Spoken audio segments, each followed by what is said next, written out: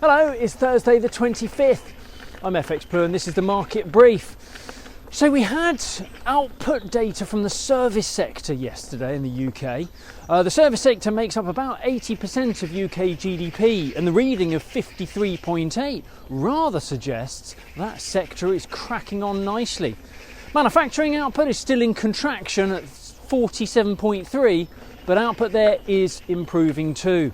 Whisper it quietly, but this all rather adds up to the idea that the UK may bottom out and avoid a recession. Where the Bank of England is expected to cut interest rates and Chancellor Hunt is expected to do his bit with some tax cuts and other stimulus measures in his budget, the outlook for the UK economy is improving rather. Meanwhile, Will Dry has been on. He is one of Sunak's former advisors who quit last November after becoming rather disillusioned with the direction the Prime Minister was taking.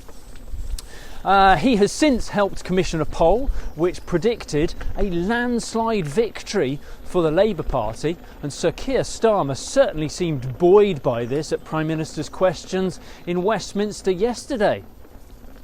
But it could be worse. Over in the US, it looks like only the US courts stand in the way of Trump squaring up to challenge Biden in the US election. Dear old Donald won the New Hampshire primary, calling for Nikki Haley to now retire gracefully.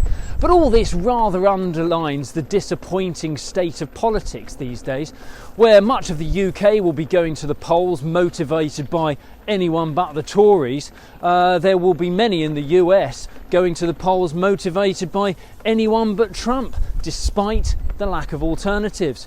And all this does make me question things. I mean, now I'm officially a top voice of LinkedIn and I do have the official badge on my profile. And yes, chances are that you do not have an official badge on your profile. Not that it's a competition, and I haven't let that go to my head at all. But all this political guff does make me wonder rather. Should I step off the air wheel, holster the selfie stick and maybe just run for Parliament instead?